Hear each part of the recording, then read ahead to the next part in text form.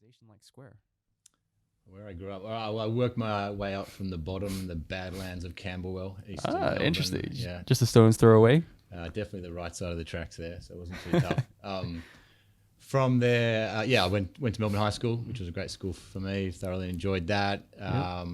Coming out of university, I quickly realised that I didn't know what I wanted to do. So the best thing for me was to get into an employer situation where I could see diversity and start finding out new things. And for me, that was management consulting. Sure. So very lucky to start working at Deloitte. Did that for a number of years and then sort of realized I got pretty sick of pretending I knew what I was talking about. Yep. And wanted to actually learn something that was real, so something in industry. The good thing about working at a management consultancy firm like Deloitte, you do gain one key skill, which is an ability to think very quickly, analyze a situation, come up with a viewpoint, and then start influencing change within a relatively short period of time. Sure. And it's quite a skill to do that in any given segment. So I was pretty confident going into a new industry that I could back it up and do something interesting. So was very lucky to join Jetstar around the launch and then scale up from there. So for me, I was a little bit younger in my career. So lucky enough to do a lot of different things in the commercial venture space, but just try a heap of stuff. And that business, as we know today, is a massive part of the airline industry in Australia. But yeah, learned a lot of stuff, went through a lot of different things, which is great. Came across payments for the first time there. It's kind of looking into the business case of Jetstar credit and debit cards and loyalty systems. If you ever want a bit of fun, try building a business case in that. For an airline, Yeah, very, very tricky. And then went to work for NAB and had a really weird role there where I actually part of Andrew Thorburn's team at the time, brought a team about if ideas came in or business opportunities or partnerships or innovation, me and a colleague would look at them and run the numbers over them, work out whether they were worth doing. A lot of things we looked at. One thing that stumbled across my desk was this concept of VMV cards and contactless cards and then mobile payments. Obviously, it was just a concept back then. And for some reason, I loved it and stuck my teeth into it and battled the bank to deploy contactless cards. Yep, fantastic. Did a mobile payments pilot there. And went through a few corporates from there, obviously going off to Visa to run innovation across the region. And most notably looking after contactless deployment. But pretty quickly realised after that that corporate world wasn't for me. But there wasn't the lively scene of entrepreneurialism and startups that there are today, even though we still think it's small. Started my own business, which absolutely loved, but learned a lot of harsh lessons.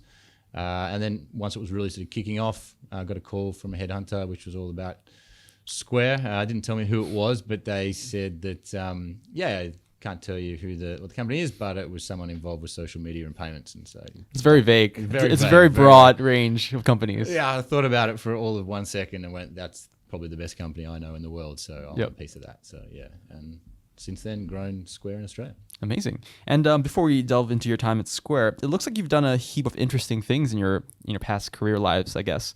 So you're one of the team members that launched Jetstar in Australia. What was it like doing that, launching an airline from day one and scaling it to become one of the most iconic airlines today?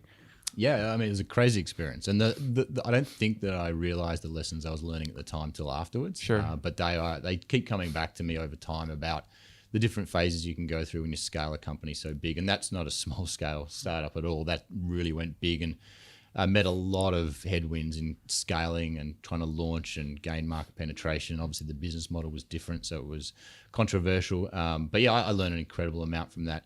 Not so much about the airline industry. I don't think I was probably the most passionate airline person. You get very passionate airline people, but I did learn a lot about culture and how it can go right and how it can go wrong. And actually sort of seeing the way Alan Joyce ran the business as well. Right. I started realizing there was different ways to manage people and influence people. And ultimately, I had a lot of respect for him. You can be a very sharp operator, but you can also be a nice person. So a lot of lessons along that and thoroughly enjoyed it. Yep. And it seems like you've sort of taken these 2 to 3 year stints at all these different corporates before eventually landing at Square, where you've now been in charge since 2014, an extended period of time. So could you just describe what the difference is working for all those different corporates and eventually ending up in a innovative and exciting startup like Square? What kind of differences attracted you to joining a company like Square? Yeah, sure. I think if I look back, the reason I kept changing is I think particularly when you're young out of university, people talk about what you want to be when you grow up or what you want to do when you're older. I realized pretty quickly I had no idea.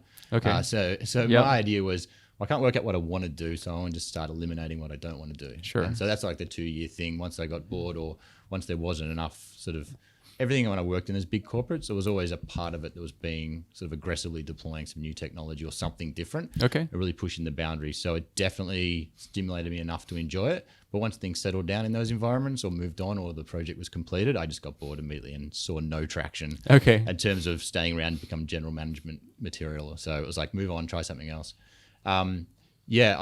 Again, apologies in advance for this. I absolute mainline the Kool-Aid for Square. I love what we've been able to build in Australia. I love that I had the opportunity to build it from myself up to a team who I'm very proud of. Sure.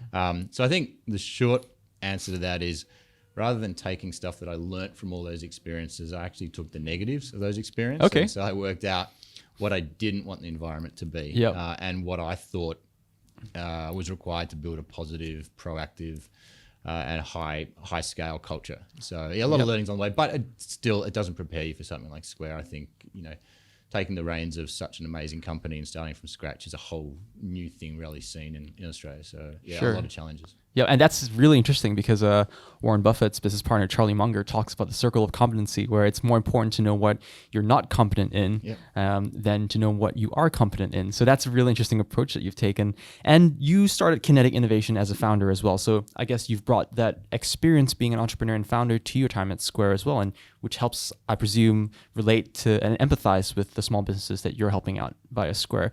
Absolutely. Could you talk about some of your experiences founding Kinetic and why you eventually decided to jump onto Square from founding your own company? Sure. I think some of the lessons are a little bit more subtle for me with Kinetic. And I think one of the biggest lessons which led me to Square or led me to understand the approach at Square was a little bit of an abstract one. But when I went to a bank, won't say who it was, but it was blue. Sure. And I went to a bank to open a transactional account. And I'd been with this bank for many years. They saw my history of employment, etc. I must have been deemed a relatively low risk, but maybe not. And I called up, so I want to open an account. And the bank manager said, come in, let's have a chat. And I thought, that's weird. I haven't walked into a bank branch for many years, but sure, maybe it's a customer service thing. So I went in there. And probably about an hour into the conversation, I realized I was effectively being questioned on my business case. And obviously in technology, no disrespect to the bank manager, but he would have no idea what I was talking about. So... But soon realized they were basically interrogating as to whether I was worthy of this account to put money in. Didn't want to borrow anything.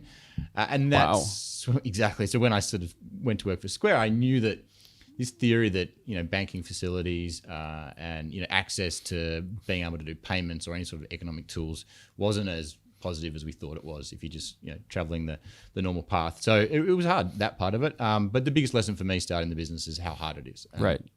I think it's easy to work out what you're passionate about. It's very hard to take that first step. And for me, it was huge. I did it at absolutely the wrong time. I had a young family, mortgage, everything. But I knew if I didn't take it, I'd never take it. But just it's that liberating but absolutely scary feeling of opening your computer on day one and going, everything I do, whether successful or unsuccessful, depends on what I do from here on in. And that feeling it's daunting, but it's exciting and liberating. So going from there was every day was a learning curve, but very humbling as well. Amazing. And I'm sure on this podcast, we're going to have a lot of Square customers and people thinking about using Square as well, who are founders and entrepreneurs in their own right. Yep. If you had a piece of advice for them from your time running Kinetic, what would that be? It's hard to avoid anything that doesn't sound too cliched, but the resilience thing is absolutely the number one thing. Resilience, I just don't think people talk about it openly enough in terms of how hard it actually is. And I was very confident of what I was building. I knew I was subject matter expert, so I could do it. But there's days where they're incredibly dark, where you're thinking, what have I done? This is clearly not the right choice. I could have followed a very easy path and be on a very comfortable salary. What am I doing? But then there's the massive highs of when you start getting that first bit of traction and that little bit of momentum. And then it's just that ability to withstand the highs and the lows to just keep the course. And it's so easy to say, but it's so hard to do anyone starting a business because very few businesses just rocket from the start, right? And the majority of them struggle to get traction and it's based on your input. But even the little things like, your family or your friends asking, how's the business going? And that, do I tell them that I had a terrible day today? Do I tell them I'm having doubt? All that sort of stuff is very, very hard to deal with. So I love it when you see small businesses get together and talk more about it. But absolutely the best part of my job now is hearing about the thousands and thousands of Australian small businesses that are doing that. They're following their passion. It's deeply enriching to be able to hear those stories every day. You joined Square in 2014, and Square launched in Australia in 2016, March 2016. What happened in those 2 intervening years? Could you talk us through the process of setting up Square here in Australia? I guess we really want to understand what that process was like when you first jumped on to launching it in 2016. Sure. I mean, at the very start, there was a bit of back and forth to San Francisco, working out a little bit more about the Australian market, questioning whether the business case was substantiated. Sure. But once all that stuff sort of kicked in and we're ready to go, it was literally that moment where back on my dining room table again, opening up my computer going, here we go. But it was about getting all that basic fundamental stuff right. Now, the Square is best known for its simplicity. The products are incredibly easy to use, incredibly fair. The whole onboarding experience is very simple. Everything is as simple as possible to make it easy for anyone to use. But to get that sort of simplicity is incredibly hard. Right. So we are a hardware and a software business that is dealing in payments, in financial services, in a heavily regulated and competitive space. So you put all those things together, and there's a heap of work in getting that done. That then is, you have to then, I guess, parallel all the traditional things you need to start a business. Where are we going to be? Where are we going to launch? What's the launch look like? What does the team look like? What does the structure look like? What are the economics, the pricing, the distribution? It's just a massive list of work to do. So I think credit to, I guess, the management at Square. The philosophy was very clear from day one. It was like, we're not looking for a short-term quick win to get out of there. We weren't looking for an exit as a company. So I was very clearly given the mandate, build this business to be around for thousands of years. Like, do what is right to build the base, and then we can go from there. So definitely had a bit of time doing that. But also just launching financial services in the Australian industry is, I joke about this now, but it's highly not recommended. Like it's incredibly difficult to do. Any fintech in the Australian space, I have an immense amount of, I'm very, very impressed with them taking it on because it's hard. It's very, very hard to do. And we were a massively well-capitalized, high-growth, high-profile company, and it was hard for us and hard for me. So a lot of respect for those other ones. But yeah, scaling through that, there's a lot of different lessons through it. But again, hard graft, right people, scaling right. Yeah, absolutely. And you were here for an event just a couple of months ago at YBF, and you mentioned how difficult it was for a fintech company to get off the ground as well. Could you give some examples of what those hurdles were in the early days and how you managed to overcome those hurdles to launch Square into the market? Sure. If you take a macro look at the Australian financial services industry, it is well publicised, dominated by 4 very large banks. Absolutely. And that, on the plus, provides our industry is a lot of stability. Our financial service industry is very stable. They're actually really innovative. But with such big organisations dominating the industry, what happens for such a long period of time is that the industry is formed around them and for them and by them. So that's an absolutely perfect model where it encourages self-regulation, encourages different regulatory entities to serve them. It encourages them to sit on the boards and the panels of all these things, which is great. And it's what you need to do because you need to own your industry and make sure it's safe and sustainable. But what happens is when someone new tries to enter that market with something that is different, a lot of the processes and procedures kind of fall over. Looking for, okay, have you got this much financial backing to enter the market? Have you got a product that looks exactly like ours? If you're doing something different, we don't have a form for that. Just those basic things. So I think we faced those obstacles. So I don't blame the industry per se because it just wasn't ready for something like Square to launch. But we just had to break through them to make sure it succeeded. So making sure that we kept pushing because our solution is different. We do things differently. We're a tech company that is becoming a financial services and software company as opposed to the other way around. So yeah, a lot of challenges. A lot of hurdles. And Square is best known for being a payment processing company. But today it's so much more than that because you also offer lending solutions to small businesses and other kinds of products. So how has Square evolved since the launch in 2016 to where it is today? The way we started, so there's 2 different stories and 2 different narratives. Sure, go into it. Yeah. In terms of the US, so the US started just with a simple reader, right? And it's then grown over a decade to be a platform for small businesses, all the way from food delivery services to point of sale to access to capital to P2P with cash to Bitcoin trading, you name it, the list goes on. Sure. In Australia, we were very strategic the way we were going to launch in terms of definitely we were like kids in a candy store going, I want all these awesome products. Yep. But very aware as well that if you launch with too much too soon whilst trying to establish a brand, it becomes incredibly confusing. So what do we want to be known for? What is the most accessible, iconic part of the business? And for us was the plug into the headphone jack reader. So obviously a little bit different here because EMV market. But that was like, let's get that right. Let's get known for that, like Square was 10 years ago with the plug-in reader in the US. Sure. So we started there and got that traction and make sure our brand started to grow and then slowly added on different functionality. But there's no doubt people are getting to know our brand very quickly and a lot better in Australia. A few years ago when I started to work for Square, apart from people in fintech, it was like blank looks. Okay. But now you're starting to say, people, oh yeah, I've seen your devices around. I went to this cafe or I was at this festival or this small business, which is fantastic. But just making sure you keep scaling carefully with your products and a logical sequence over time made a lot of sense for us. Okay. And what guides that your thinking and strategy around what products to launch? What kind of metrics do you use, or how do you form your decision-making processes around those decisions to roll out different products? Sure. A lot of them, it's what is required for the product. So a lot of the products, they're great to cross-sell and to build off a base. So if that's an obvious one, like access to capital, for example, there's no point trying to access that if you're leveraging data to make decisions on providing capital if you didn't have a base. So there's some products that stood out. We've got to get started with this and making sure that payments backbone was there. And then you can scale with more diverse products over time. Our company is a very rigorous company in terms of doing the correct due diligence from a quant perspective. But it's also, there's a lot of very, very talented people in an organization who can rationalize decisions very quickly and make sure that they execute very quickly as well. So we're certainly not a company that gets stuck on, analysis over time. Like we definitely make quick, fast decisions on it. But we make sure that they're backed by data as well as the qualitative side of it.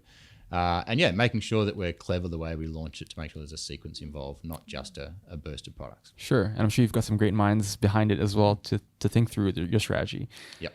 Ben, you started as the Australia General Manager for Square. Now you're Asia Pacific. It sounds like a pretty massive change in your responsibilities and remit. How has your role evolved? What's your day-to-day look like today versus a couple of years ago, and being such a front-facing personality and such a big leader for such a company? A lot of questions in there. There's a lot of questions, yes. I'll start with break it down into pieces. All right, cool.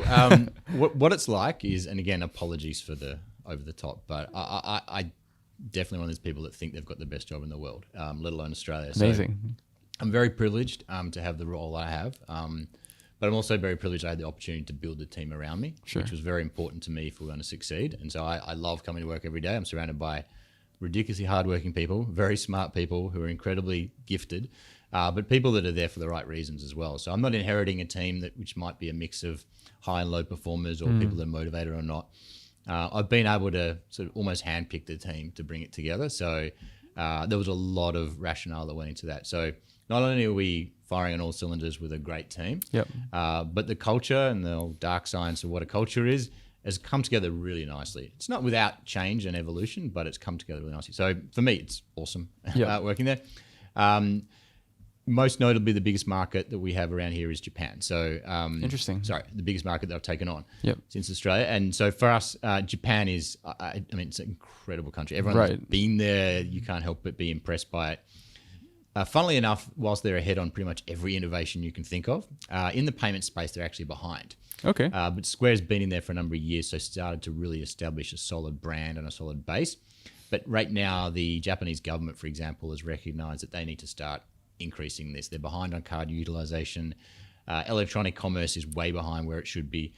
So they're really starting to invest in the industry ahead of the Olympics that are coming up.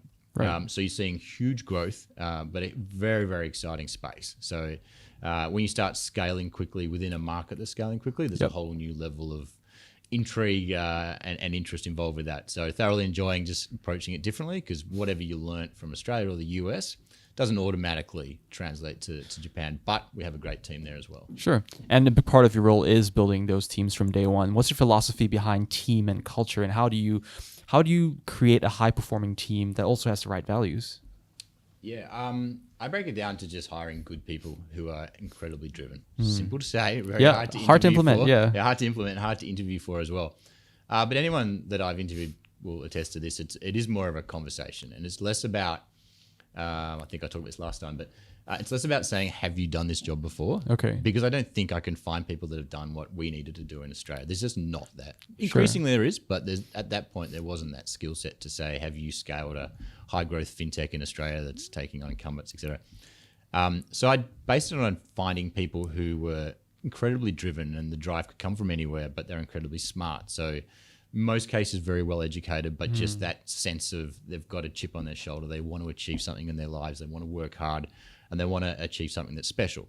The other part about Square is we're very, very strong on making sure our products are fair and reasonable, and we're looking out for businesses. So you won't see penalty clauses or lock-in contracts or anything nasty in there. Sure. We don't get everything right, but no nasties in there. And people that gravitate towards Square also have that shared view of how can we help small businesses grow. So getting those types of people together, I think, is the first step you need to do to build a strong culture. And ultimately, I don't think you can fabricate culture.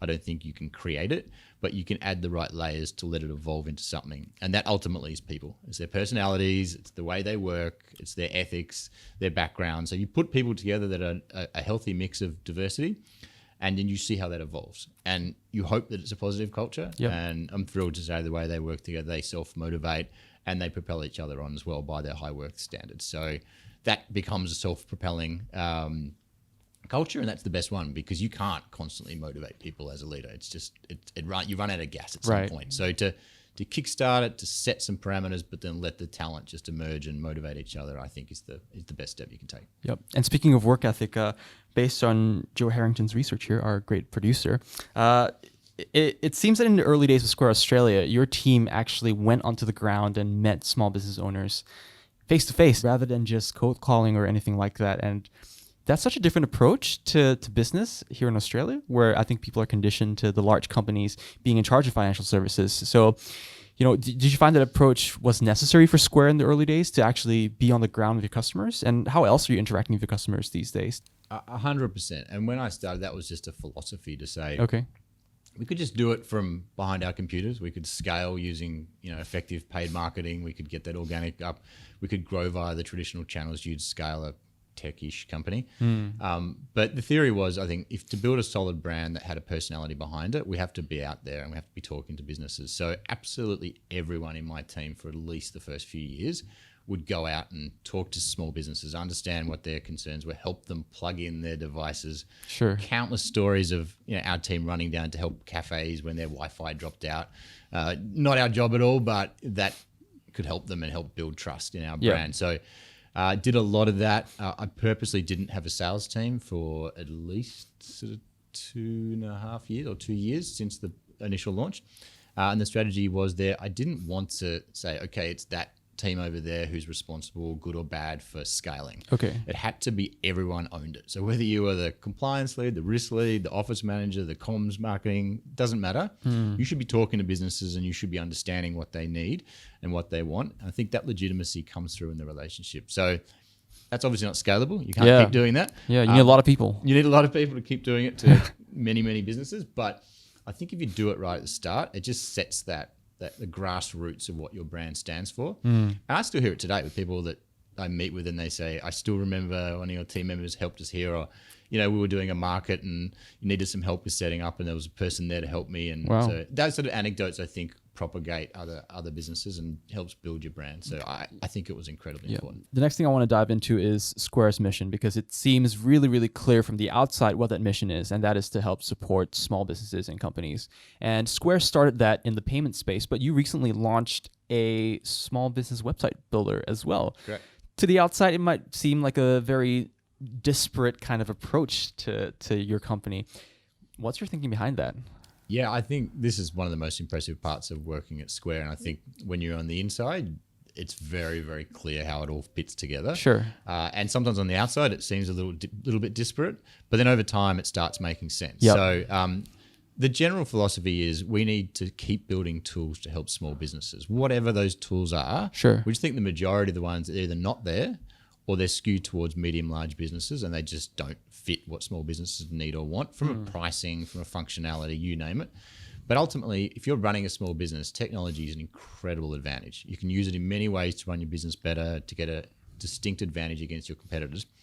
But if you think of all the tools they can now use, there's tens, if not dozens of them that you could use as a small business. Sure. If you have the opportunity to use that via one platform, via one company that ties it all together, that's going to be way better. Like not only from a day-to-day perspective when small business owners have very limited time, but okay, if I can set up with one company and I can just plug in all these pieces, and to be clear here, they can either be our products or our partners' products. Okay. We're very, very open philosophy to say, we're not building everything perfect for every business. You might need something specialized in a particular point of sale system or a particular functionality that's in tech, inventory management, you name it. Okay. We might have a solution that fits, but if you don't and you want to use one of our partners, 100%. We're not going to lock you into our ecosystem and say you have to use everything, and if you don't use everything, you're out. Complete opposite. It's like, we'll try to build you good products, but if there's better ones out there, you let us know who they are and we'll connect with them. So very, very strong there. But that's that platform play. You can start seeing that, particularly when businesses start growing. Okay, so they might need us to just take that first payment, hypothetically a pop-up or a market store, or you name it. But then, hey, I have to go online. I have to build a website. Can I do that too? Wow, I can just immediately get all my inventory synced, what I've already got in my point of sale, straight across to my website, and I can manage off one platform. Done. I need to send electronic invoices. You can do that with Square. List goes on, and you start seeing all the different disparate products that Square offers. There's a link, and they become more evident over time. Yep. And any other products in the pipeline they're able to share at this point in time? Yeah, really boring answer there. Unfortunately not. I definitely can promise that it won't stop, and that's something that we are very heavy on. That we have a promise to small businesses that we'll keep innovating and keep deploying new solutions. I think this year we've already launched a number, so a standalone invoices app, so people can send electronic invoices. We had the functionality within our point of sale, but we realized that it was not hidden, but it was often if people just wanted to do invoices, that sometimes they didn't need the rest of the services. Let's deploy an invoices app that just launched. Square Online Shop we just launched, so the website building solution that was part of our Weebly acquisition. So we've taken that and used the technology and integrated it with Square. So having that online offline presence is very, very powerful today. Yep. And are you finding that you have to tweak those products that Square is launching for the Australian market? Absolutely. That's a fundamental thing that, I mean, the backbone and the basis of the functionality is pretty viable across all markets. But Square is a very pragmatic company, and particularly in San Francisco, they will immediately say, hey, we don't know your market, what your dynamics are, what the requirements are. Let's just make sure the localization is done really carefully. So that's a big part of making sure we don't assume what works in the US or Canada or UK or Japan is automatically going to work in Australia. You know, I think many people are familiar with Jack Dorsey being the founder of Square, also the founder of Twitter, etc. What's your relationship like with Jack Dorsey, and how would you describe your interactions with him? What's your working relationship like? I'd like to think it's very good. Yeah, of course. Yeah. Jack to me is definitely one of the more different leaders I've worked for, but without a doubt, the most impressive one I've ever had the privilege of being led by. A couple of things that Jack does very, very well. He's a very, very, very good communicator. So for anyone in the business, you know why you're working for Square, and you know what the long-term mission is, and you know what we're trying to achieve. It's very clear. He's very eloquent the way he speaks, and he has a very good macro understanding of the business. He understands how the pieces fits together and how to motivate a team and bring together the right people. The other thing that he does incredibly well, he is very strong. This is a simple concept people talk about all the time, but very few leaders, let alone CEOs, do this. He knows how to empower his team to make decisions. Okay. He's never one to say, I want to be the smartest person in the room. I'm going to tell you how it is. Behold my knowledge. He's very much about, I've hired you to do a job because you're good at it. And he lets people do it. So, many times we're in meetings with him and he'll let the people that own that part of the business run the meetings, run the decisions. And he'll know when and where he has to step in to make sure that we keep going the direction we need to go in. So that empowerment is something, it's something I'd certainly take for my style as well. And how do you inject your own culture into the Asia Pacific team? Although you have such a high profile leader at Square and such a high profile founder, I'm sure it must take some kind of leadership from your end as well to inject your personality and your philosophy into the local team. I don't know about personality, but definitely philosophy. So I think the one thing that I realized really quickly is you can't just go to San Francisco and scrape a culture off and then drop it in Australia. So we're not on Market Street in the middle of San Francisco during a prolonged tech boom. We don't have a couple of thousand people walking around. We're not surrounded by all these amazing tech companies. and we haven't been in the market for, at that time, 6 or 7 years. So Sure. you can't just extrapolate that. There's a whole new circumstances, but there's a heap of stuff you can take. So what do we stand for? What are we trying to do? What are the learnings from other markets? What are the things that the overriding principles of the business? So we definitely take them. We hold true to them. But ultimately, we were a startup. Like it was literally, again, me on my dining room table, very, very different from a normal startup. I don't, profess to say it was the same as starting a pure your own business. Yep. But yeah, you're opening your laptop, you're building a team, you're bringing people together, you're building a strategy, you have to make pricing. All those decisions have to be made. So definitely making sure the culture is right, not only for the people that you've hired, but making sure it's right for the circumstances and the environment is very key. So we have a very different culture from San Francisco. Okay. But there are a lot of similarities at the same time. Yep. And do those cultures often clash when the Australian team meets the US team? Are they complementary? What's that dynamic like? I think anyone that's worked in different nationality and different stages, they are different. They are, yeah. No, I wouldn't definitely say they clash. Do we have rigorous debate on stuff? Absolutely. Okay. Yep. There's no doubt about that. But no, I think it complements really well. Where I think majority of people in San Francisco love the international narrative, and Sure. They love working for Square over there, but they also get super excited by the startup culture that we've got here and how they can contribute to that. Everyone at Square wants us to be a global company and a successful one. And ultimately, we're all serving the same types of sellers, which are small businesses. So they get excited by that, and we get excited by going back over there and seeing the incredible products that are being built and the way they're scaling in a different life stage. So yeah, it's definitely complementary. Sure. A lot of startups here in Australia find it really difficult to scale internationally. And I think a lot of startups in Australia need to look internationally because the market here is often too small for their growth. You've had experience going from Square Australia to then, like you said, Square Japan, Square Asia Pacific more broadly. Do you have any advice for anyone who's looking to scale their startup internationally? What are some things they need to be aware of, and how can they ease the transition of that, going from a domestic company to an international company? Sure. I think it definitely depends. The advice you'd give depends on what product or service you're building or scaling. Obviously, a pure online play, you can scale quickly globally with a whole different set of parameters. But if you've got different things like Square has in hardware and infrastructure and regulation, things like that, you have to be very careful the way you do it. Sure. The overarching thing I would say is just don't rush to get to that point. So unless you can critically step back from your business that you've started here and say, we have the foundation that is correct, we're seeing the right growth metrics locally, rushing that international scaling story is a big mistake. Okay. It might work in certain circumstances where you have to hasten that, but you want to see the green shoots coming through from a local perspective. And again, ignoring that and going, because when you're launching in a new market, the majority of businesses, it's a lot of effort, a lot of heavy lifting. The things that underpin early stage success is often around culture and motivated teams.